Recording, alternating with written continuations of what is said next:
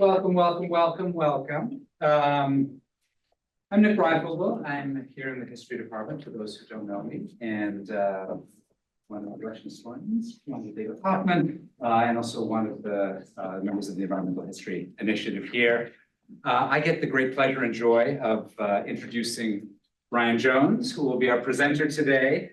Ryan is presenting on Russia, the destruction of the world's whales, and the nature of the 20th century.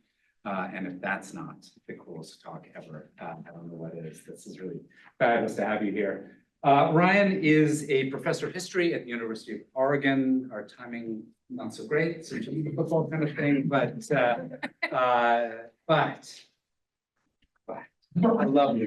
a lovely man nonetheless.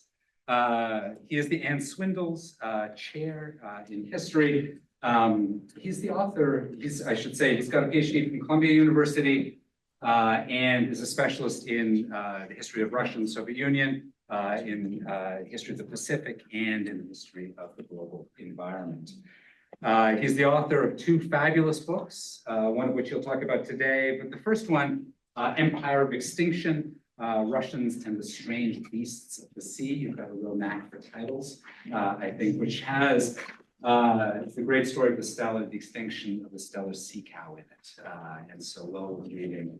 And then his second great book, Red Leviathan, the Soviet Union and the secret destruction of the world's whales, which among other things was nominated for the Pushkin Book Prize in 2024.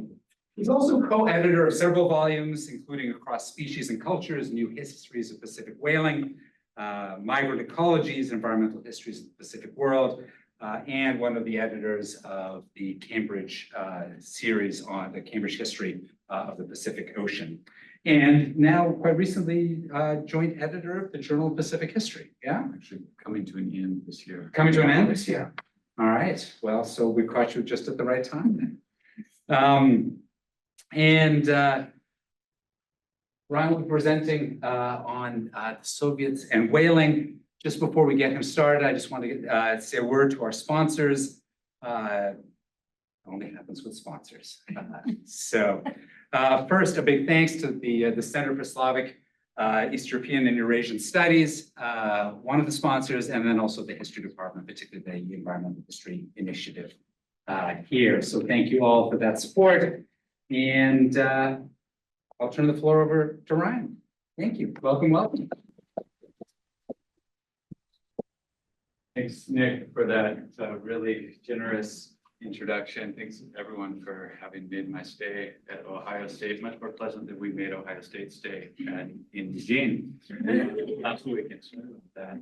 But what a great pleasure to be invited here to Columbus on Columbus Day. I mean, that was really thoughtful of you to invite me to this, but I'm sure it's a special day here in the city of Columbus, Ohio. And it's a great pleasure to talk to you about my book, Red Leviathan, The Secret History of Soviet Whaling. I've given today's talk just a slightly different title to read. Secret History, I didn't totally agree with. The publishers insisted that I call it that. It's not secret anymore. So is it an appropriate title? I don't know. I'm going to be talking about the destruction of the world's whales and the nature of the 20th century. It is a little remarked upon coincidence that the lifespan of both the Soviet Union and modern industrial whaling almost perfectly coincide. And as this book, Red Leviathan, argues, it's more than just a coincidence. And the connections between the history of modern whaling and the history of Soviet Union reveal, I think, pretty interesting things about both of what are, one could argue, two, in some ways, the most interesting consequential stories of the 20th century. On the one hand, humans' most utopian experiments, the attempt to create a society without class distinctions, without exploitation of one human over the other that would transcend colonialism. On the other hand, what we might think of as humans' most reckless experiment, the largest removal of biomass in this globe's history, at least in recorded history, over 3 million whales killed in the 20th century, with absolutely unpredictable consequences for global ecosystems. The fact is these two are in interesting and unexpected ways connected to each other. And the points of connection reveal something not just about both of these, but also about, as I argue, the nature of the 20th century, how human political, social, and economic experiments played out in the world's oceans, sometimes to devastating consequences. Okay, so first, modern whaling.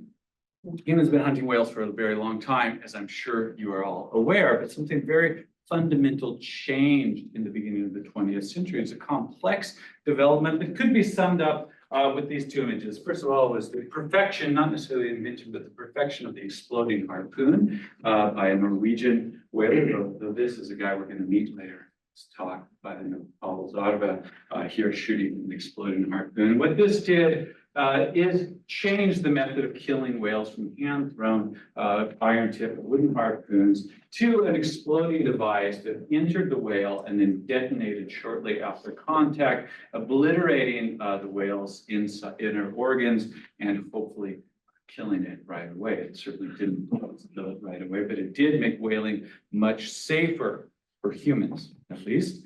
And it also opened up all sorts of different species of whales, including the very largest whale species, blue whales, fin whales, humpback whales, which formerly were more or less impossible for humans to kill. So it really reshaped humans' relationship to different whale species. The other invention was the stern slipway. This is from the first Soviet whale ship, the Vladivostok, which allowed whaling, this modern type of whaling, to be extended out into the open oceans, opening up. So once you killed a whale, instead of towing it back to a shore station, or as they did in Melville's time, just processing part of the carcass while it was by the side of the boat, you could actually bring the entire whale's body up onto the factory ship, where you could process every bit of this gigantic creature into various products. And this meant that you could pursue whales anywhere in the world, most importantly in the Antarctic, because that's where the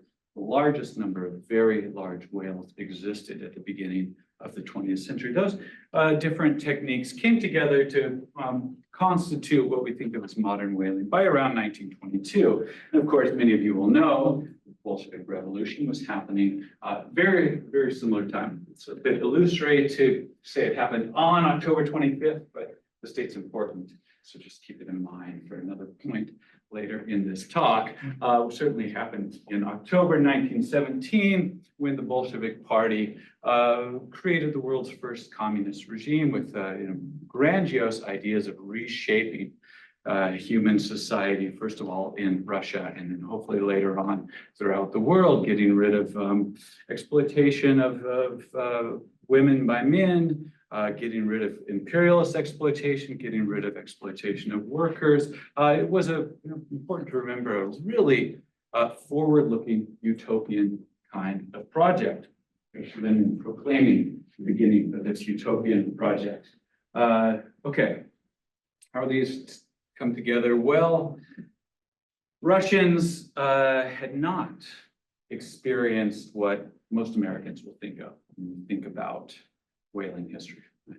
Going out in wooden ships, Moby Dick. I don't know if anyone's actually read Moby Dick, but you have some sort of sense. Oh, I'm glad to see that a few people have. This is the Soviet edition of Moby Dick, by the way, translated for the first time in 1958, in part to pay homage to Rockwell Kent, the socialist sympathizer, American socialist sympathizer, who did the incredible drawings here, woodblock prints for a 1930 American edition of Moby Dick, and that inspired Soviet translators to translate it for the first time into Russian. But the point is, Russians had almost completely missed this era altogether, with a few exceptions. American whale ships had hunted just off the shores of Siberia and taken whales. The Russians were really furious that they couldn't kill themselves. They didn't have a whaling industry, with a few exceptions, and that really harmed their indigenous subjects in Siberia, or at least Russians felt that they were being harmed. And so they had experienced the days of sail whaling really as a pretty negative historical phenomenon, something which just degraded their political and ecological well-being, mostly thanks to Americans who really wreaked havoc wherever they went. And that's a pretty accurate depiction of what was happening in the 19th century. So this new kind of whaling seemed to offer the Soviet Union an appealing new entry into this industry. It did so because it seemed highly modern, mechanized, and this was a crucial part, of course, of the Soviet plan for recreating society, was to take advantage of the most modern of the capitalist inventions in order to bring increased wealth into the Soviet Union. This is really the only way, of course, that the Soviet Union would be able to implement this kind of utopian project. Doing it poor didn't really appeal to many people. And also because whaling, as it grew into a larger and larger enterprise, was kind of a model collective enterprise. It required an exceptionally complex number of professions, different people operating harpoons, machinists, etc., grounds crew. It was a highly collective, mechanized industry. And already in the 1920s, Amstas Mikoyan, the Bolshevik Minister of the Economy, was pushing for a whaling fleet. It didn't happen until 1932. When in Stalin's second-year plan, they found the funding to enter the modern whaling enterprise. And it was originally the idea was to hunt whales in the North Pacific. This is off the coast of Kamchatka here, to really provision what was the desperate need for food in the 1920s. People were starving, had been really hit hard by the Civil War, with ideas maybe to grow it larger in the future. So this was an American ship, by the way. They purchased an old American ship, renamed it the Aleut, based out of Vladivostok. And they bought modern, and so the way whaling worked is you had this mothership here, right? And then you had these catcher boats. See what I'm doing? They actually did the harpooning of the whales with towed them back. Problem for the Russians is that they picked up the Aleut in Leningrad, as it's been called, to do hunting in the North Pacific. I mean, testing your geography. What challenges does that present for a ship? Yes, they could not drag it across Russia. So they had to pilot this first Soviet whaling ship around the entire world. That was, from one perspective, a problem. From another perspective, actually an incredible opportunity, right? Because the Soviets saw this as a real emblem of what the Soviet Union was hoping to become. And for many people, it's not an exaggeration to say this, the Aleut ship, which did undertake a around the world voyage, was their first and probably only direct contact with the Soviet Union that was full of, that filled people with fear, but also maybe hope, intrigue, certainly. And this was a moment where people had a chance to encounter it in the flesh. A lot of the account that I'm going to tell you comes from this man, Zinkovich, who wrote this book, literally means Around the World for Whales, Zakitami. And Zinkovich's account is fantastic. They sailed down to Germany first, Germany, which was full of fights between communists and national socialists at the time. And he reported, docking in Germany and communist sympathizers just flooding the boat, stealing all of his portraits of Stalin and Lenin. He couldn't keep these in his own cabin. They would disappear as soon as he put up another picture of them. They sailed to Jamaica, and he reported hundreds of people trying to join the Soviet crew. In fact, they did allow a few people to join. A few African Americans and Afro-Jamaicans in particular joined the crew of the Aleut there. Zinkovich, as you can see, he thought of this not just as a great whaling adventure, although that was part of it, but really as as a moment, an opportunity to tell people what the Soviet Union was about. Unfortunately, they had to hire Norwegians to harpoon the whales. Norwegians were really the only ones who mastered this art by then. But as Zinkovich put it very idealistically, we were to learn from them how to kill whales. They would learn from us how to belong to a Soviet collective. It's another term that I'm going to come back to explain why it was really important in this history, the idea of a collective. This, by the way, is one of the pictures from Zinkovich's account. These are gray whales off the coast of Kamchatka. These sort of hopes, I'm sorry, I don't have the date up here, but they came together spectacularly just off the coast of Mexico. It was October 25, 1932, that the Soviets made their very first whale kill. It's a fin whale. Second largest whale in the world. Some dispute who killed it. I mean, who cares really? But they did a lot. Was it a German harpooner? Was it a Soviet novice harpooner? But the date, October 25, 1932. What was this?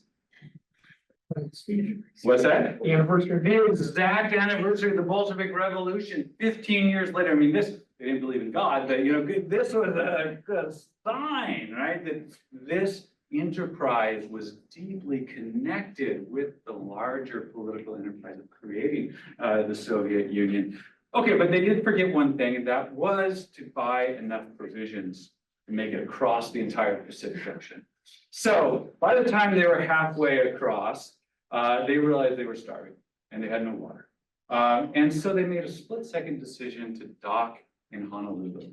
And this was kind of wild because the United States didn't even recognize the Soviet Union as a country. So one morning, port officials well, to be exact, it was November 1932, woke up and there was a Soviet ship steaming into Honolulu Harbor.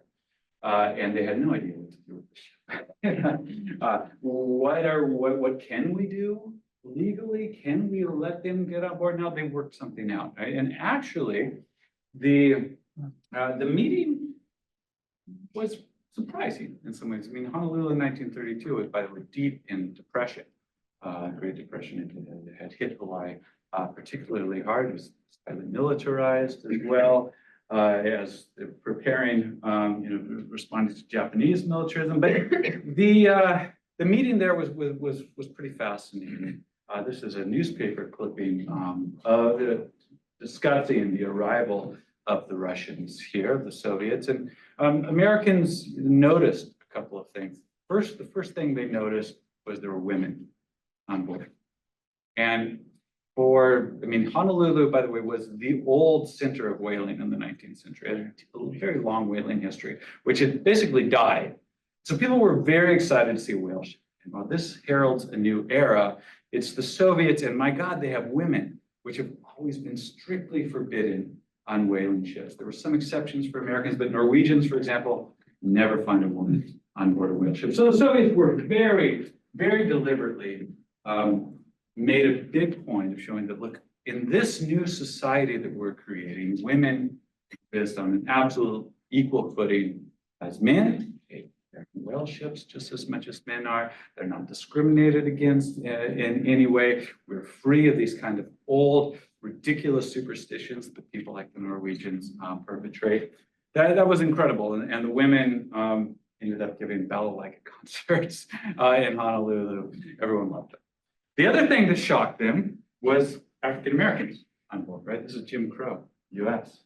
This is a place that is deeply racist, of course. And the newspapers were, struggled, maybe not that much, but clearly were struggling to understand what does it mean that these African Americans, some of whom were interviewed, they've been picked up in Jamaica. What does it mean that they actually want to go to the Soviet Union?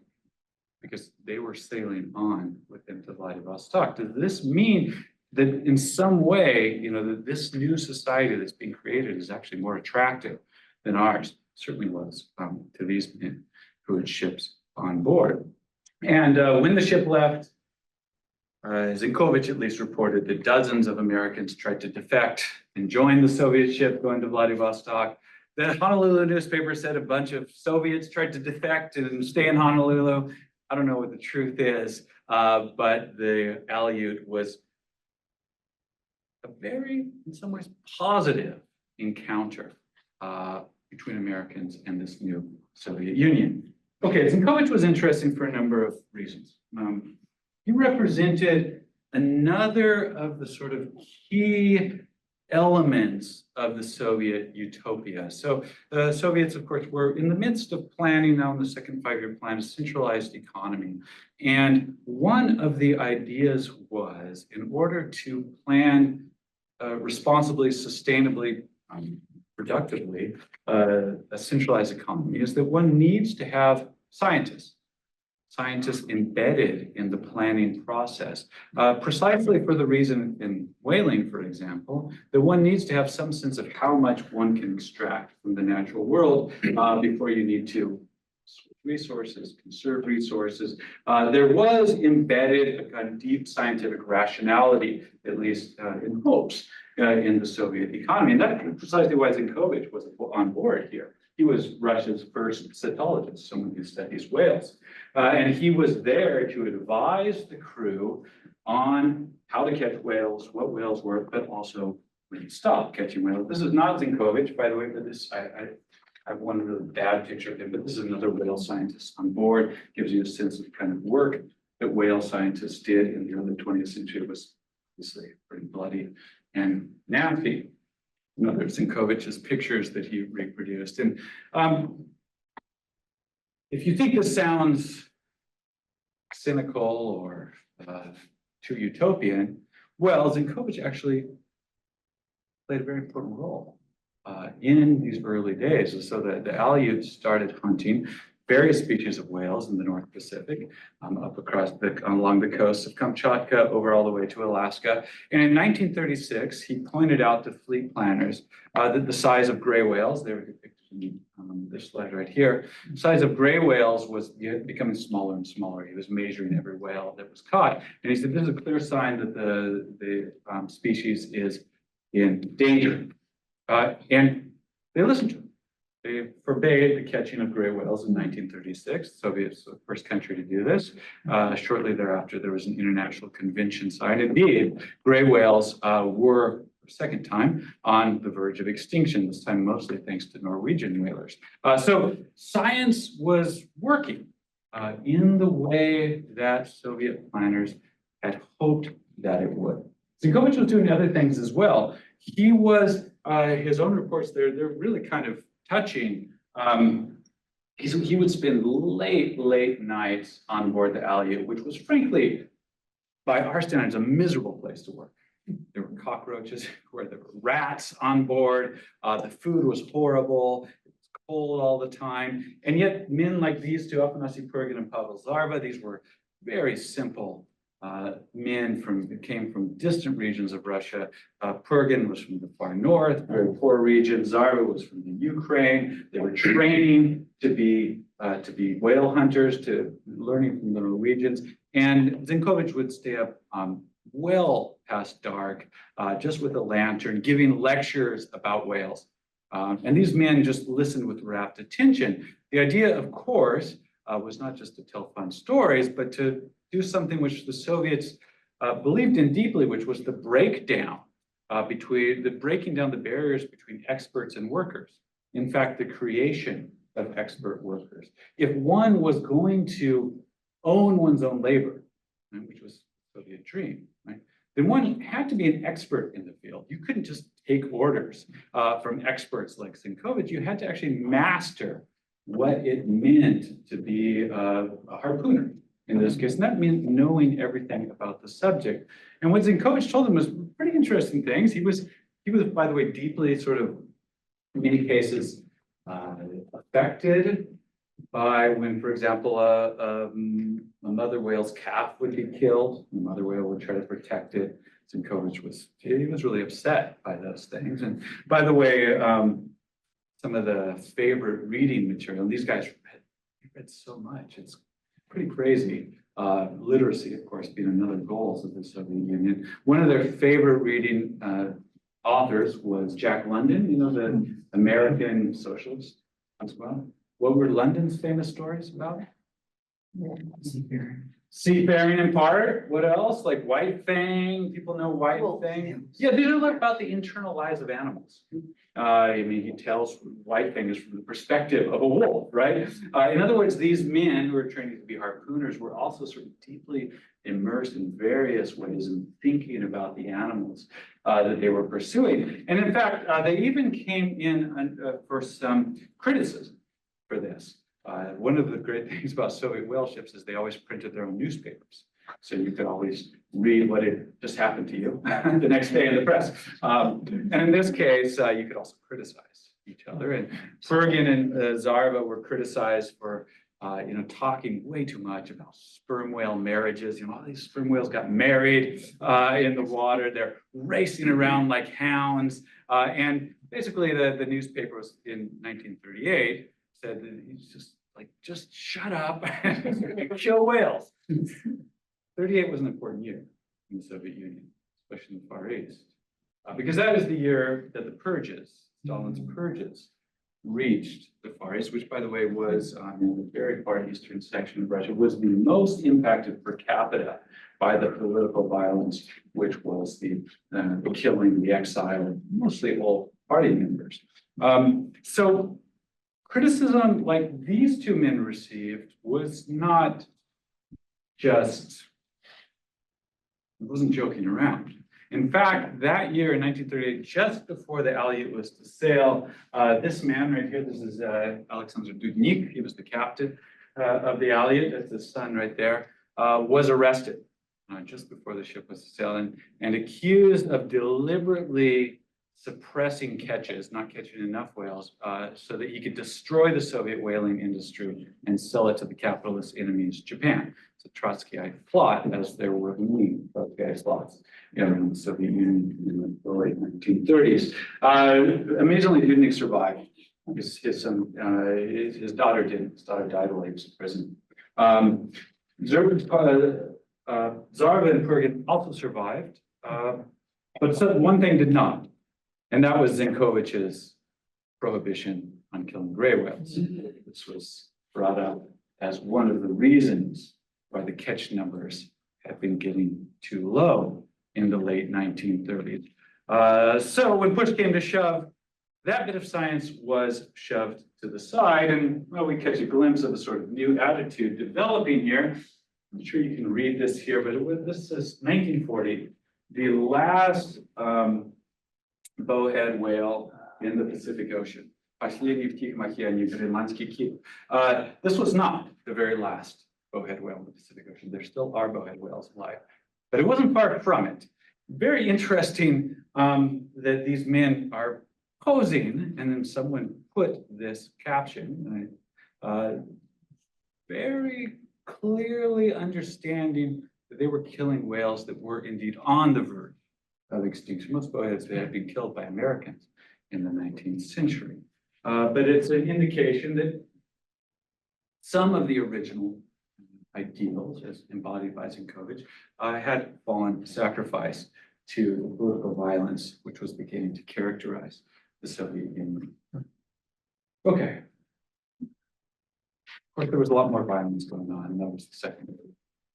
And the Second World War shut down the Alliot for a few years. So it wasn't safe to go hunting. So the whales were happy at the Second World War. But as people know, if you're familiar with Soviet history, of course, in some ways, the Second World War gave a new impetus to the Soviet project. The fact that the Soviets had been able to defeat the Nazis when standing essentially alone against this massive war machine convinced many people, and there are those in the room who've been working through this history too, that that this was a project that was worth pursuing, that there was something intrinsically really positive about the Soviet Union. It had also a much more material connection to whaling. So in 1946, the Soviet Union was gifted this ship right here. This is a ship that the Soviets named the Slava, in its glory.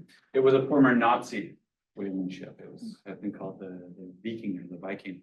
And it was given to the Soviet Union as a war prize in 1946. And there was a great socialist story here too, not quite like the Aleut, but what happened was, it was actually the British who captured the ship. and they were supposed to give it to the Soviets.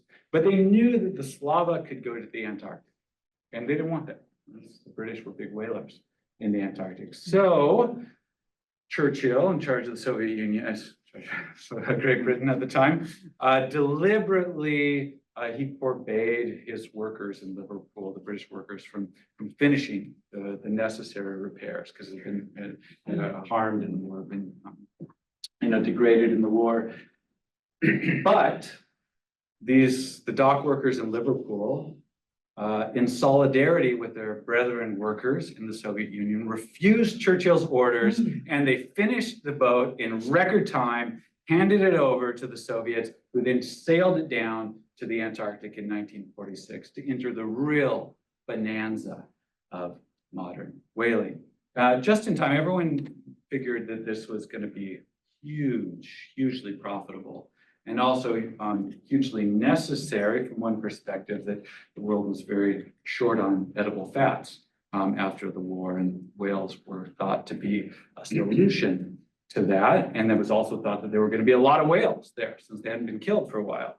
So for that same reason, in 1946, different countries got together to form the International Whaling Commission, which was the first attempt to regularize control of catches. And the Soviet Union joined that in 1946 for various reasons, which you can read about in the book, Leviathan, if you want to.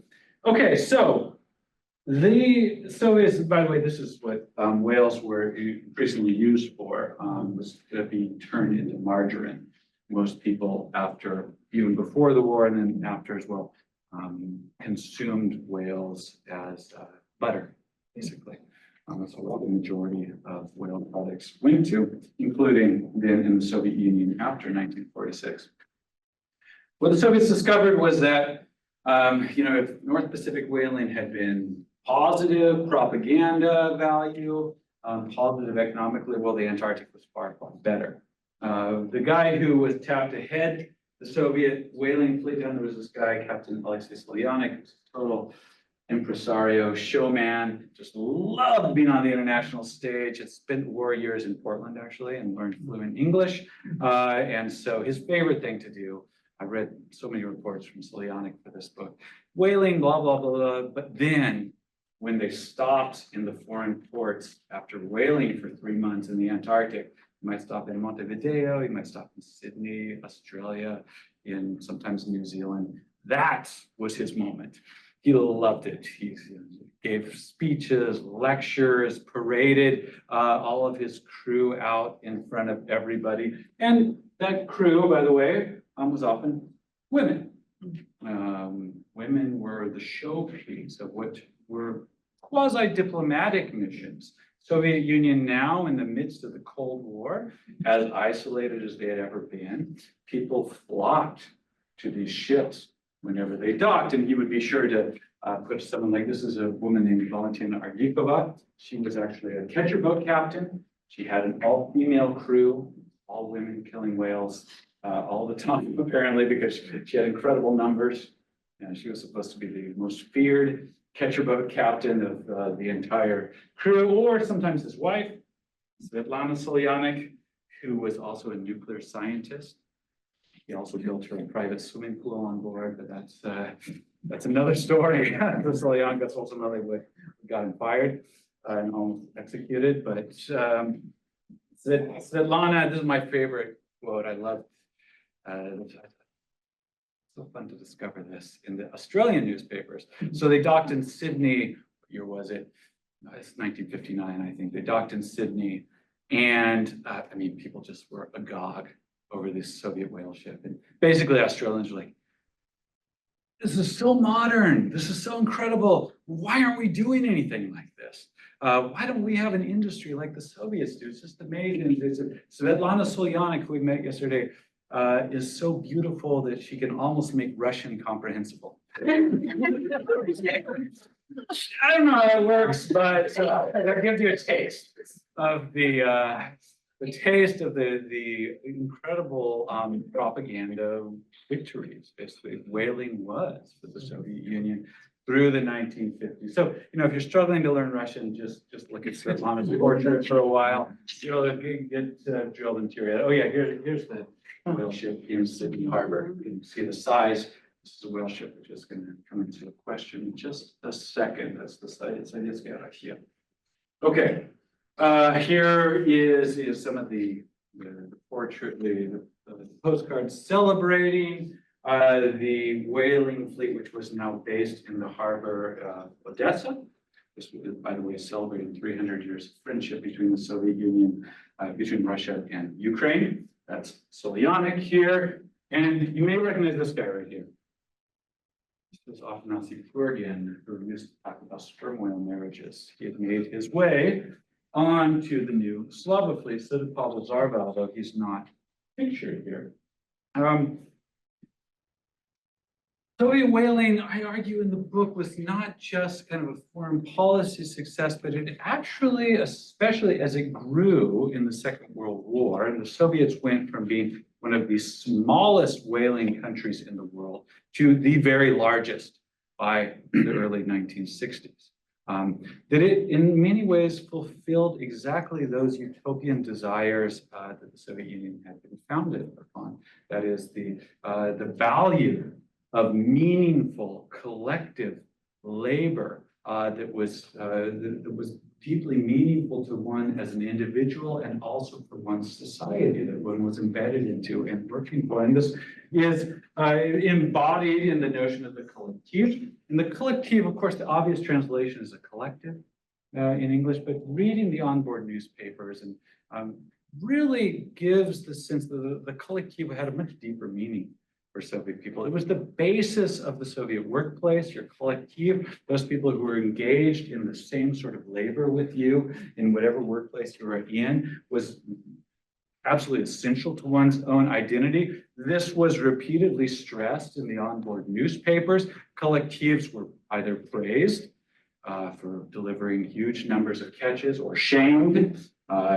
This collective totally failed last week to reach its minimum quota because this guy was drunk and this guy was drunk and this guy did that. It was, of course, deeply painful to read about this, about yourself like this, and also deeply gratifying when you were praised by these onboard newspapers. And the idea was to, an idea which went back to Lenin, which was to pitch one collective in competition against another to fulfill the basis of sort of competition and the function of competition in capitalist society. And then you figure out what's the best collective, and then everyone copies its innovations, and the Soviet economy will grow and grow and grow. And this is exactly what happened, at least in the whaling industry. It grew nonstop. Also thanks, by the way, to scientists who helped locate whales. Now, of course, we can think of this as, be cynical about it,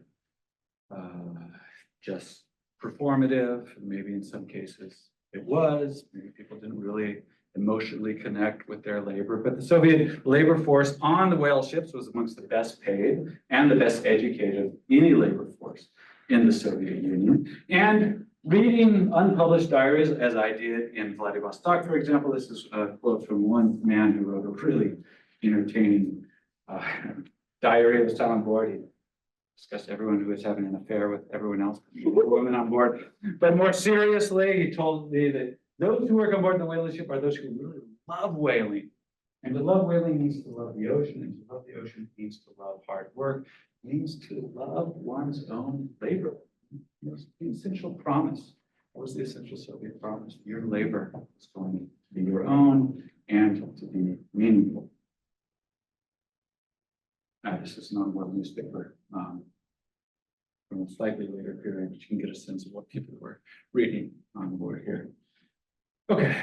I'm going to finish up a few more things to say, but I do want to now poke some holes in what I was just saying here.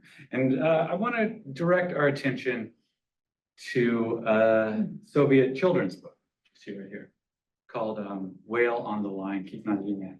You can see this whale extremely happy to be doing his part for the Soviet Union by being caught here. And this was 1963 was a really important year in Soviet whaling for reasons I'll tell you in a second. It was a book which celebrated the accomplishments, and the Soviets were the largest whalers in the world by that year. You can see it showed people what all the whaling products were used for. This is fat, meal, and salt is also also fat, but different kind. They're all skiing their way happily to St. Petersburg or to Moscow. It also, it told children that the Soviets were conducting a whaling hunt according to the most modern technology and the modern principles of conservation as well, strictly fulfilling the International Whaling Commission's quotas. It also focused increasingly on these two men, Paul Zarva and Afanasy Kurgan. And I think this indicates that there was also some deep tensions in the way that the Soviets were thinking about this experience of labor. On the one hand, the whaling industry was an exemplary form of collective labor. And yet they couldn't help really lavishing attention on these individual heroes. Of course, a sort of counter tension in Soviet history, at least from the days of the Stakhanovites in the 1930s. And Kurgan and Zarva, I have to admit, while I was fond of them in the 1930s, had turned into pretty nasty pieces of work by the 1960s. Zarva was looking increasingly like a Buddha, quite a murderous Buddha, it must be said. Kurgan, who had just come back from a nervous breakdown, they didn't talk about that in the children's book, was smoking his way back to health. He was very proud of his many innovations, which included shining spotlights on the ocean so you could continue hunting through the entire night in the Antarctic, of refusing to train other students to hunt whales because he said, I want to see whales that have been killed by myself, not by anybody else. And these two were probably, in the 20th century, the two most prolific whale killers the world has ever seen. Here you can see, by the way, a harpooner shot, which is the last point of a hugely collective effort, frankly, not the most difficult either, of killing that whale.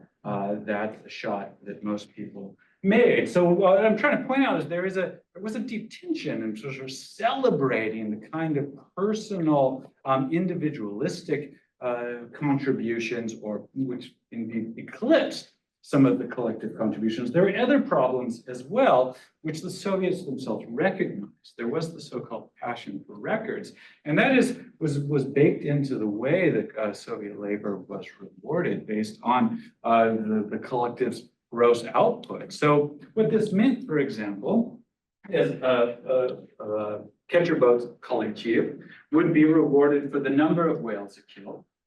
And that incentivized killing huge numbers. Here you see sperm whales, a huge number of sperm whales being killed, without any thought about how the processing collective might actually deal with it. And so it began happening increasingly commonly that catcher boats would kill far more whales than could be processed.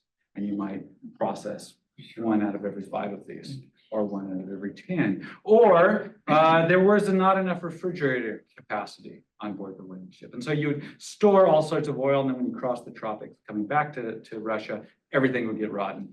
Most of the catch would be spoiled, right? But the incentives encourage collectives to keep maximizing their own numbers. As I said, this was a problem that the Soviets themselves recognized, but that was growing greater and greater in the 1960s, in particular 1950s and 1960s.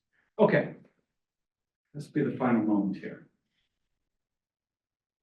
This era really coincided with an era of spectacular growth in the Soviet economy as a whole, and a reorientation of the Soviet economy towards consumer goods, in particular food, things like that. Education, of course, was hugely invested in the 1950s and 1960s, and a lot of under the rule of Nikita Khrushchev, who followed Stalin.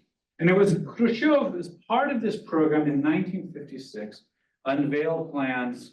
I like to tell my Soviet colleagues, Everyone remembers Khrushchev's secret speech, right? And that was delivered at the 20th Party Congress in 1956. That's a footnote in history. The important thing was the economic plan they released the next day when they announced the building of 7 new floating factories. Far more important than the secret speech.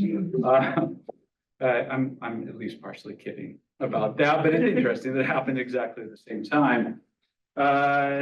This was the moment for Soviet science.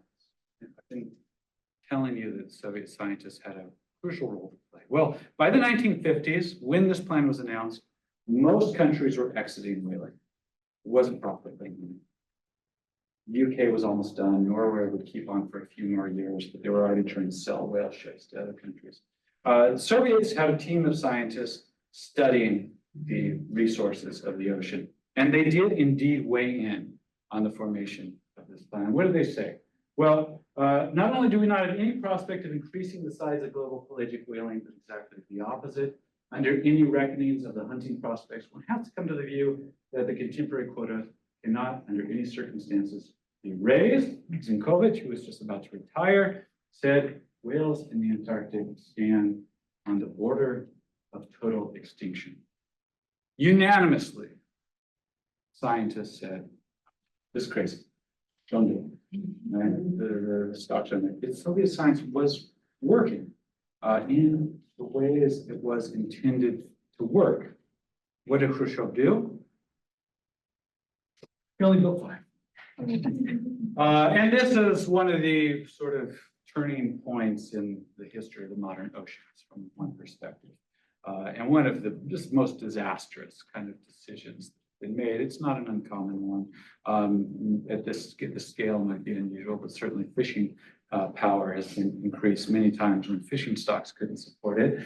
5 new floating factories were built. And what happened? Well, the new factory ships, like I showed you, the Sovietskaya Rossiya at Sydney Harbor, the world's largest whaling ship ever built to this day. It and its twin, they built 2 of that size. They plunged into the Antarctic. Stalin got to take control of the new whaling ship. Could barely find any whales. What they did was increasingly, not only, it's just part of the story, but they turned to a species of whale called humpbacks. You're probably familiar with humpback whales. Humpback whales have been so decimated in the 1920s that the IWC only allowed a 4-day hunting season. So 4 days a year, you were allowed to kill humpbacks.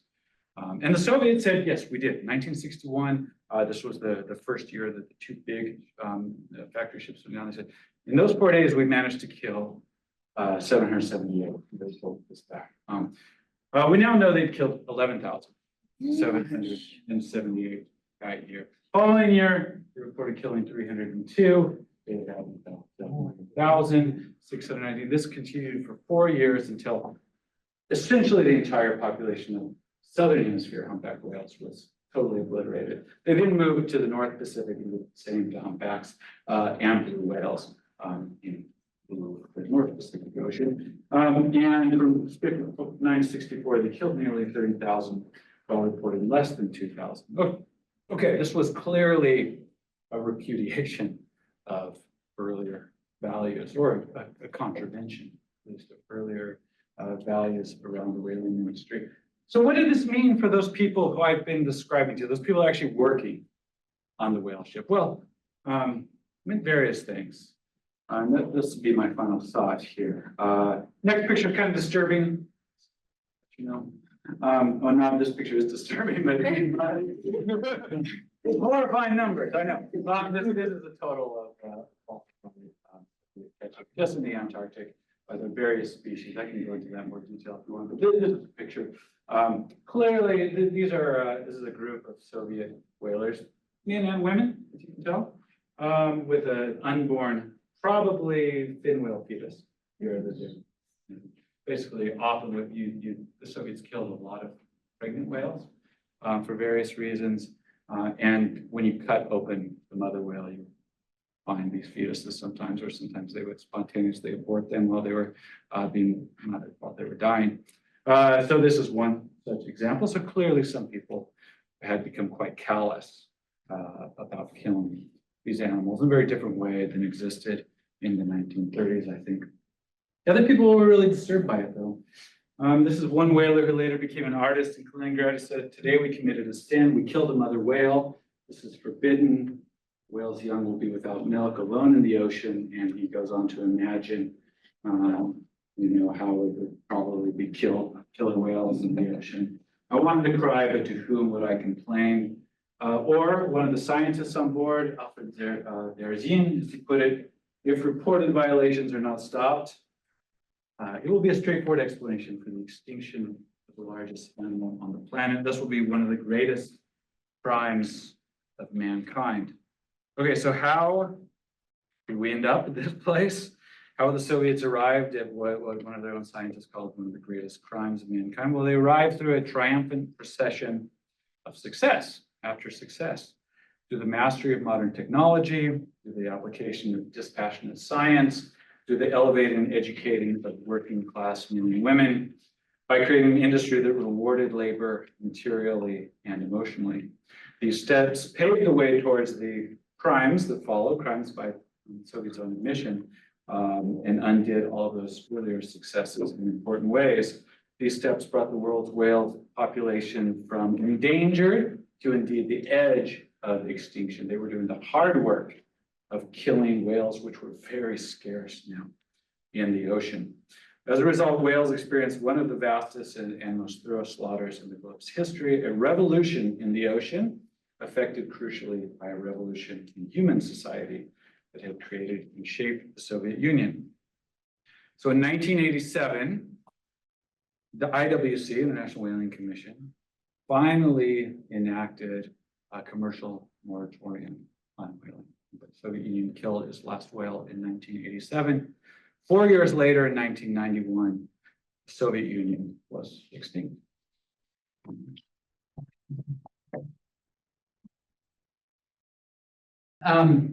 We have time for questions. I think you can probably handle. Again, raise hands, ask questions. And I'm happy to, other slides I can show you, or I can go back as well if you want to ask on anything that I discussed. Yeah. Well, thanks, Ryan, for a fascinating talk. I found it amazing the way you connected like Soviet ideology and whaling. Mhm. And you mentioned briefly Stakhanovism. There was this sort of idea that workers freed from the shackles of capitalism could have this enormous increase in productivity. It was this sort of Prometheanism in Soviet thought. Mhm. And if you're talking about steel production, then, maybe that makes sense. And somehow when you apply it to whaling, is that what you see as why things go so far awry here? Yeah, certainly one of the reasons, right? And of course, an extractive industry like whaling is ecologically different, maybe not totally different than something like steel production. Of course, it has extractive aspects to it, but it is in a much more immediate sense extractive and in much more dealing with much more vulnerable ecosystems. So I do think it was a misapplication in some ways of an ideal of human labor, as you said, freed from kind of capitalist motivations. But there was that crucial other side, right, which was there from the beginning, which that science, and I don't know how much that was involved in the steel industry, I think probably to a lesser degree, but that science was there precisely to make sure that remained rational. It was obviously a known problem, and no one was caught unaware that extractive industries had a kind of natural limit. And so the check, as was imagined at least in whaling, was science. And, there were conflicting goals in the end, right? I mean, there were so many different, I'm not prepared to make a too sweeping statement about the Soviet Union, but certainly in the whaling industry, so many of the utopian and just practical goals were ultimately unreconcilable. And they had to make hard choices, like you did in 1956 with Khrushchev's plan. And that was a crucial moment where it broke one way, when it could have broken the other way. You know, there were mechanisms in place which could have restrained that disaster. It was financially disastrous for the Soviet Union as well. It didn't make any economic sense to pursue whales at that cost. And that, you know, once you obliterated a humpback population, that was gone. There was no time for it to be. I do think maybe there was maybe never quite enough attention given to ecosystem problems like that, perhaps from the beginning, but there were possibilities. Yeah. You mentioned that they were rewarded by number of kills, but given that the actual product that would have helped their economy was based on the processing and not number of kills, why do you think that emphasis was never, it seems never placed on the processing and gaining as much product as possible from the kill? Processing collectives were also given quotas and Okay. rewarded for fulfilling or ideally over fulfilling those quotas as well. So there was value placed on the ultimate product. And the planners were always wringing their hands that we can continue to ramp up the kills, but the final product just never is as much or as good of quality as we would like it to be. That said, they delivered a lot of tons of fats to Soviet people. So, you know, there were people whose health was probably better thanks to what was going on. But yes, it was a system which, because remuneration was really based on the collective, did introduce the some real inefficiencies in there as well, and well known and by Soviet planners. And yet they were, you know, it was also, I mean, not to psychoanalyze, but I guess I am psychoanalyzing. You know, it was, there was a lot of buying, you know, this was a really popular industry. It was very popular in especially the cities where it was based in Odessa, Kaliningrad, Vladivostok, principally. And to remove those kinds of rewards, I think there would have been a lot of pushback from that as well. So, you know, the Soviet Union, despite having a centralized economy, was well known that actually the planning was subject to all sorts of local pressures at the same time, including pressures from, you know, highly regarded people, harpooners, for example. They made movies about these people. So Yannick was a movie star as well. He had a private helicopter. He made a lot of money doing this. And so, you know, the Soviet economy was never able to be planned as efficiently as they had hoped, because there were always competing interests, just as in any economy.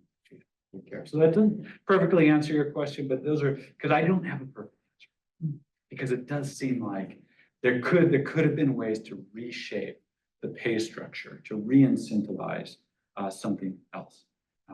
Ultimately, did anyone really care that many whales were being wasted? You know, that's another question. Like, there wasn't a constituency who cared enough to make hard changes that would have, difficult choices that would have required. A few hundred, a few thousand whales wasted. They didn't belong to anyone. The Norwegians and the Japanese were going to catch them if we didn't. There were ways of justifying this. Thank you. That was a great talk.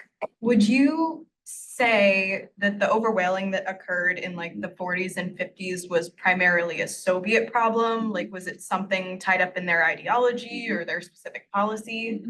Or was there evidence of like other countries that were whaling at the time doing kind of similar things, underreporting? Yeah, there's controversy about that. There's suspicion, and it's very likely that the Japanese were underreporting their catches as well. There's no question the scale was far, far smaller. So just to pinpoint the big eras of overwhaling were the 1920s. The Soviets had nothing to do with that. That was the Norwegians, basically. Maybe we could spend a lot of time on Norwegians as well. Norwegians very unsustainably whaled in the 20s. And in the 60s, really from the buildup of these fleets, well, people overwhelmed in the 50s. What I see, so this was not a unique problem for the Soviets. One interesting dynamic here is that capitalist whaling, as so as soon as when the Soviets went down to the Antarctic, one of the first things Stalin said, he wrote like 5 books about this. And every book is like, we get to the Antarctic and it's clear that the capitalists have just wreaked destruction. It destroyed so many whales. It was right, of course. But the interesting thing is that the capitalists started withdrawing from whaling when it didn't pay. In other words, there was an ecological mechanism there in capitalist whaling, right? Didn't necessarily have to do with anyone's desire to preserve whales, although there were those desires. There were those desires in the Soviet Union as well as in other places. The Soviet system didn't respond to those same economic indicators. Right? So I see the two, and this is sort of what I mean by the nature of the 20th century. I see those two working in strange concert with each other. The capitalists killed the profitable whales, and they they were incredibly irresponsible about that. They didn't have to lie about it because the quotas were meaningless. Basically, they were set so high in the 1950s that you could still catch as many whales as you wanted to. When whales became scarce, and almost every whale species was scarce by about 1959, that's when the socialist whalers really killed their excess whales, and they did it. They killed it at a time when you had to hide it, but also at a time when it didn't make financial sense from a capitalist perspective. So in that strange way, the fact that you have both capitalism and communism in the 20th century was the worst possible fate for whales. They would have recovered much earlier if communism didn't exist. It would never have been destroyed to the extent they did if capitalism hadn't existed. So that's kind of how I see that really unfortunate fate of whales in the 20th century. Yeah. I really love the talk. Whales are my favorite animal. But because of that, I know a little about sort of history of whaling, and it seems that the Japanese whaling industry gets sort of a lot of attention for its also embrace of modern whaling practices and its continued whaling practices. Do you have sort of an explanation why certain countries' whaling industries receive more sort of like news attention and books written about them than others? Yeah, I mean, the Soviets have been forgotten basically as whalers, right? I mean, in part because they're not whaling anymore. The Japanese were reviled by the other whalers for a couple of reasons. First of all, because they were unwelcome competitors. They entered in the 1920s, earlier than the Soviets did. And they were thought to be, they basically ruined the early conservation schemes, which was a cozy agreement between the British and the Norwegians. Let's just, gentleman's agreement. We don't want to ruin the price of whale oil. We'll restrain our catches. The Japanese blew that up in the 1920s. So they weren't a part of that. So that was the kind of origin of the Japanese bad name. If we want to tally up kills in the 20th century, the Japanese are neck and neck with the Norwegians. Soviets own the record from 1946 on. But if we look at the whole century, the Norwegians and the Japanese are at the lead, and the Japanese are the only ones really to have killed consistently for the whole period. I don't know if that answers that question exactly, but it is to say that the Japanese have a special role to play in whaling, which is it's not been a particularly good one for whales, but was different than the Soviet role. Yeah, go ahead. Love the talk. 2 questions. One, your subtitle is A Secret History. So I'm just wondering about like, who's in on the secret and what's the secret, particularly about the numbers that you're reporting. I'm letting you all in. Yeah. I figured it's not secret anymore. Yeah. But the numbers that you know, when they're reporting in the 60s and 70s, they're really far off. But I'm just wondering, at what level are these secrets being kept, and how did you, and what are the sources that took you to that? That's the one question. And the other piece is, if this is an industry that had the concentration of both well-paid and educated people, what's the afterlife of the whaling industry? Where do these people and this expertise and this, where does it end up? That's a great question. So the whaling, so the process was, you come back, on board every ship, there was a team of scientists. And there was also a whaling inspector, so-called revisor. And they would keep track of all the numbers and all the biological data that were useful for scientists and also for the IWC in theory. And then the KGB would take those numbers and change them and hand them over to the delegates to the International Whaling Commission so that they made sure to slip underneath the quotas, right? So who was in on the secret? Everyone on board knew what was going on, as you saw from these quotes here, right? The whalers themselves are like, it's April, we're still whaling. Like sometimes the Soviet whale ships would encounter other whalers and they were clearly taking illegal species. They would blow smoke out of the whale ship to hide the whales they were with. The crew was fully conversant with the fact that they were contravening the rules that they had agreed to. It was the scientists who were most disturbed by this for two reasons. Some, maybe for three, conservation. Berzin expresses some kind of a moral outrage, but maybe most importantly is it just messed with their science. They couldn't publish the real numbers they were working with. They did incredible studies of, say, right whale population dynamics. Well, right whales have been forbidden to catch since 1936. So where did you get this data again? They couldn't publish it. They hated that. And so they were really, that was maybe the most important reason why the scientists were so upset what was going on. The afterlife, I think for many people was pretty depressing. Some went into fishing, which was never as prestigious or remunerative as whaling, and rumored to be more corrupt. And certainly by the 1970s, there was the fish mafia scandal. I don't know if people are conversant with that, but brought down the fishing minister who had overseen this. So it was indeed quite corrupt. But many people, saw the end of whaling as personally pretty disastrous. Yeah, these well-paid jobs disappeared. Yeah. So I'm happy with it. Yeah. I have a really quick but pretty basic question, Yeah. which is why whales? I mean, why, the way you described it, it's pretty abrupt transition from having no real stakes in the whaling industry to being, all in. And you very nicely show how it kind of parallels with the history of the Soviet Union. But I'm wondering why whales? I mean, of all the extractive projects, was it low hanging fruit? I mean, was it because the Norwegians were doing it? I mean, culturally, why whales? Yeah, I would say there were evolving reasons for it. I mean, the original reason was as Mikoyan planned out the industry was to feed really hungry people in the poorest parts of the Soviet Union, happened to be closest to the largest number of whale stocks, which were in the North Pacific. As soon as the Allies started catching whales in 1952, they found they couldn't convince anyone to eat them. Like literally, they just threw away the meat. Sometimes the canning process was flawed, so I wouldn't eat that either. So they came up with new reasons that most whales were turned into pet food or paint thinner, things like that in the 1930s.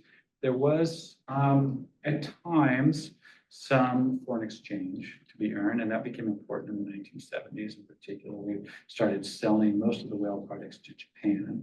So why whales? I mean, it was an international resource that was free for the taking, except for the costs involved with it.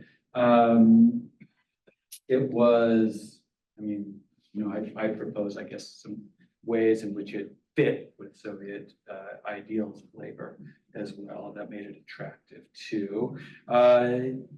In 46, the Allied was small. So from 32 to 46, this North Pacific hunting was never more than 1,000 whales in a year, which was a drop in the bucket compared to, Norwegians were killing 25,000 in the Antarctic every year. And the Japanese another 12,000. It was ludicrous numbers. So in 46, there were multiple reasons for taking this lava. The Viking Air was free, for one thing, but also there were geostrategic reasons for staking a claim in the Antarctic. And the Soviets did use their whaling presence as a reason to be involved in the Antarctic Treaty later on. So there were, I never received I never came across the top. It was like, this is why we should do whaling. It was all like, this is how we're going to do it. And so I can't fully answer your question, I guess. So I had to kind of fill in what I imagine were some of the reasons. And whaling was enormously profitable for Norway at the beginning of the 20th century. A whale was worth the equivalent of $1 million if you grew up. And so those kind of profits always beckoned. They were never realized. So there was that idea that you might turn that kind of a profit. So Kind of a two-parter question is one is, this might be very cynical, but why did they listen to the moratorium in 1987 Yeah. on whaling, completely release, not survive some sort of black market? And the second thing is like culturally, like you can tell how prestigious the industry was and Stalionic's books Yeah. and we start career, but like culturally, like what was the stance towards whaling in like the 70s and 80s as it started to become? yeah. Because you mentioned like the whalers all knew, and I imagine that wasn't strictly confined to the whalers on the ship. They tried to confine it. So that's an interesting story. That's one thing that I tried very hard to trace. It was hard because the cultural value, the international value of whaling switched quite unexpectedly and really became a negative diplomatically by 1970 at the latest, right? And Greenpeace famously confronts the Soviet whalers in 1975 off the coast of California. And that is, many people mark that as the sort of the turning point for the Save the Whales movement because it was so spectacular and it was the Soviets. So it was a very appealing target. In the 70s, responding to this clear change in international opinion, the Soviets actually forbade any mention of whaling in the newspapers. And so my argument in the book, at least, was this left, I mean, is an understandable response, I guess, in some way, but it really left the kind of discursive field open to very different people. And it was filled by Soviet trend and the celebrations disappeared. I found the transcript of Stalionic's trial. He was brought on trial in 1964, and Brezhnev, he just dressed Stalionic down. You are so corrupt, and Stalionic was a hero of socialist labor. But Brezhnev said, the only real hero here is your wife for putting up with you for so many years. Gratuitous insult, Stalionic. So you might trace that as one of the turning points there. But certainly by the 70s, when some of the new whaling, they were withdrawing some of the ships, it was kind of an embarrassment. And they tried to be as quiet as possible about the whaling fleet as they could. So, you had another question? Yeah, like why did they listen to the International Commission on the Oh, Moratorium? in 87, yeah, that was probably Gorbachev, who was so eager for foreign policy success. They saw this as a pretty small price for goodwill, but also the fact that one of the most prominent whale scientists had become he was already Minister of the Environment for Gorbachev after a man by the name of I'm just forgetting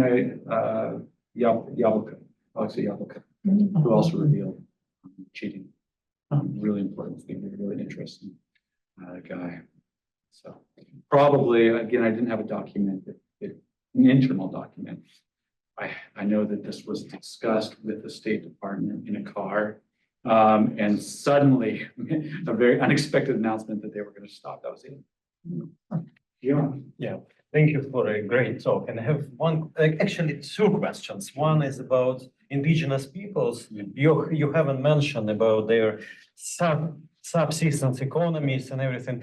Were they involved, at least some of the representatives of Chukchi or Eskimo, as they say in Russia, or Asian Inuits into whaling hunting on the one hand? And on the other hand, was their voice somewhat hearable in those discussions or not?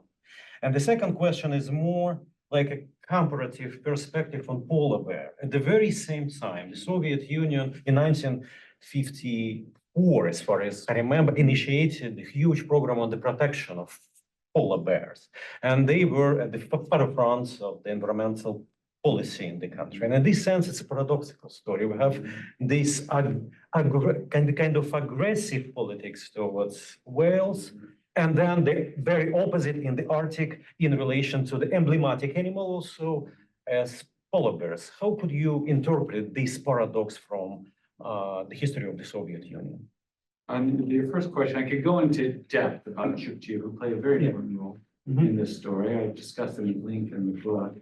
A complex connection with Chukchi whalers, the Soviets, and I'll have to consult the book, but now late 60s, maybe in 69, that they claimed for conservation reasons that they needed to take over from the Chukchi for their traditional hunt. So Chukchi is a subsistence food, traditionally gray whale, traditionally bowhead and right whale meat, increasingly gray whales.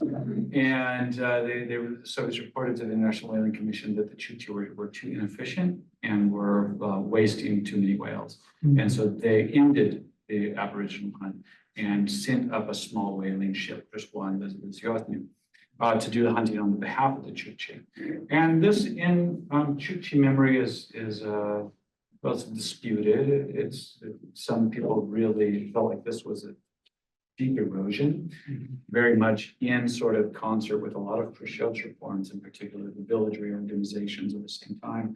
Other people thought that it was, fewer people died. What is clear is that when whaling ended in '87, the Chukchi began to starve. And they brought in Alaska Inuit Eskimos to teach them whaling again. And they continued to hunt, as you probably know now, about 200 gray whales every year. It's a complex, their voices were heard in part because of the Chukchi writer, Yuri Ridkiw, who wrote a couple of beautiful books about Chukchi relations to whales. And those, Ridkiw also was a friend of Farley Moat's. I don't know if you know the Canadian writer whose book, A Whale for the Killing, was one of the most influential pieces of literature in the anti-whaling movement. And he and Ritchie were friends. I imagine disagreed on certain things. But your second question now. Polar bears. Polar bears. Yeah, I mean, I think there are various ways of understanding that. Certainly polar bears. I'm not that familiar with the polar bear conservation story, but two differences would seem to be the kind of lack of foreign currency possibilities for polar bears, but also the fact that polar bears exist on Soviet soil, whereas most of the whales that were being killed were polar bears clearly transcend Soviet territories, but are also found, the finger country whales, most are being killed very far from the Soviet Union. That's just a guess. Sorry, those two occurred in your start. Go ahead. Oh, I wanted to ask a little bit about the archival experience Yeah. here, because it sounds like a lot of this information should have been, I don't know, burned. Rather than just being out available to read by anyone going to an archive. Where is all of this information, especially all the stuff that we were never supposed to hear? Yeah, a lot of it was released from 1994 to about 2000. There were a series of publications, and they were spearheaded by Alexei Yablov in cooperation with an American scientist, Bob Brownell. And they published a lot of the data at that time. And this was, of course, a period of remarkable, even in retrospect, even more remarkable openness in Russia. One might, from some Russian perspective, it might be a treacherous period where all of this, and certainly some of the biologists who released this data that I talked to were really resentful of the fact that, say, Japan never reciprocated. They saw it as a really one-sided kind of confessional. We did all these bad things. What did you do? Oh, you're not going to tell us. So, there's that perspective on that. Yes, in Russia, the original data exists in two forms. It exists both in the scientist records and in the fleet reports every year before they were doctored by the KGB. In Russia, the original fleet reports are difficult to get a hold of, if not impossible. In Ukraine, they're freely available. And Ukraine was the most important whaling port for that. Now, I was able to access some in Vladivostok. I think that the sort of No, Vladivostok is very far away. Things happen in Vladivostok, and stay in Vladivostok. So, that was a different archival experience, but in Ukraine, really. So by quirk of fate, the fact that one of the most important whaling ports in the Soviet Union ended up in Ukraine. This data is still, well, now I have photographs of it also. Yeah, I'm not the only one. I don't pretend to be the person who first found this shocking story. That wasn't me at all. That is Soviet scientists who did that work. Yeah. I really enjoyed your drawing of parallels between the lifetimes of whaling in the Soviet Union and their births and deaths. Maybe this is a silly question, but I'm wondering what kind of relationship you see there, if any. Is there a causal relationship between the end of whaling, the end of the Soviet Union? Is the end of whaling just one of the many indicators of economic decline, or is it just coincidence that they happen together? It's not a silly question, it's a really good one, but one one that I meant to be a little, maybe more suggestive than super insightful. I wouldn't claim that the Soviet Union was whale powered and could survive once the whales were gone. It was never that important of an industry, not even close. In fact, one could argue that it was a net loss almost always for the Soviet Union. In fact, it was one of the things which contributed to the weakening of the Soviet Union. But I do think there are at least broader parallels. All right, certainly the social experiment based on a certain kind of mechanistic extraction of the natural world, whose which is not to say Soviet Union was unique in this, right? But certainly its ideology was formed around a certain kind of notion of what it meant to labor, what it meant to create wealth, right? And one which proved in the 20th century to be, not for the first time, but on a new scale, to be a very vulnerable way of producing wealth for a society. There were meaningful ecological limits to this way of producing wealth. And so a kind of economic vision that the Soviet Union was premised on was in various ways eroded over the 20th century. We could look at maybe hydropower is another example, right? Now, it's too simplistic to just to say the Soviet Union couldn't have transformed into something else. Certainly in certain ways, it was already in the 1970s becoming a very different kind of economy. Maybe not a service economy, but it's certainly a different economy than it was in the 1920s. But in some ways, I do see a Soviet project originating in the same moment when a different kind of relationship with the ocean became possible, but also impossible to sustain over a long period of time. Okay, it's not that simple, but that's one of the reasons why I think there is some kind of congruence between the two industries. And then there is, of course, a causative one, which is Soviet Union did play a major role in ending the whaling industry. It wasn't the only one, but it was the most important after 1946, and so it did, in a real sense, destroy the whaling industry. And in a real sense, of course, the kind of contravention of what I think of some of the best values of the Soviet Union. It had I was struck, speaking of the archival experience, of just how cynical people had become by the 1960s and 1970s, especially the latter end of that period. If someone like Medvedev in the 1940s and 1950s was able to believe fully in this project, by the 1960s, everyone knew that they were lying and cheating. And that's corrosive. I mean, that's not good for a society, right? That can't be. And it just struck me in a real kind of visceral way that you as a society, we can debate how they made these choices, but as a society, they made certain choices that really broke something probably kind of essential and truthful about the Soviet project at a certain point, and hard to maintain it. Okay, now I am passing too sweeping judgment on the Soviet Union, but it was hard to avoid that conclusion. Yeah. So I can't help but see the whaling industry in part as really grasping that heroic, exciting 19th century Moby Dick and so on, narrative. Yeah. But when you said the words "a net financial loss," I immediately started to think about the Gulag system. Highly The work inefficient. camps and the ways so I wonder if there's any way to make a comparison between those two different kinds of extractive efforts. And the question I want to actually ask is about the individual experience. So do you have data more, you have voices, but do you have data about like sort of rank and file whalers, other than those pictures of them having fun on the fetal whale?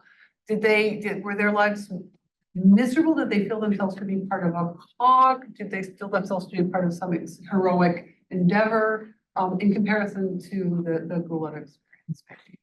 My sense is in the 30s, there was a kind of immiserated idealism. People were miserable, that it was worth it. In the 1950s, it was both pretty well paid and triumphant for the most part. And people really enjoyed the experience and the horrible parts of the whaling. It was difficult for almost everyone to kill the first whale. It was tough because it was emotionally wrenching and it was gross. By the 1970s, it was both, conditions were worse on board, drunkenness was kind of everywhere.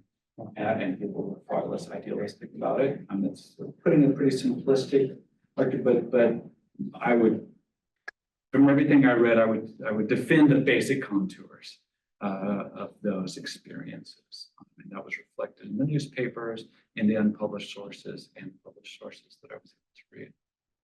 It's difficult to interpret, but that's my question. We can probably sneak in one more question, because before we hit our mark here. I was going to ask if the indigenous populations in Russia only hunt gray whales now, or did the other whale species also recover? Bowheads and right whales have been very slow to recover. Those were traditionally have been targeted species by Chukchi. With some debate, there may have been some other indigenous hunting by Koryaks, for example, in Kamchatka, but not at any significant scale. Chukchi are the real counterexample. They were a society that truly depended upon whales, belugas probably, and I think they still hunt belugas. I'd have to double check that. But right whales and bowheads have been bowheads are better recovered now, and they're hunted by Inuit in Alaska. Not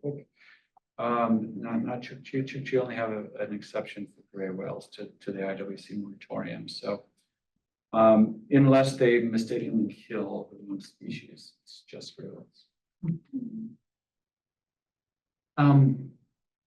Brian, thank you. Thank you so much for the fascinating talk. Thank you all for coming. Thank you to the Slavic Center for supporting.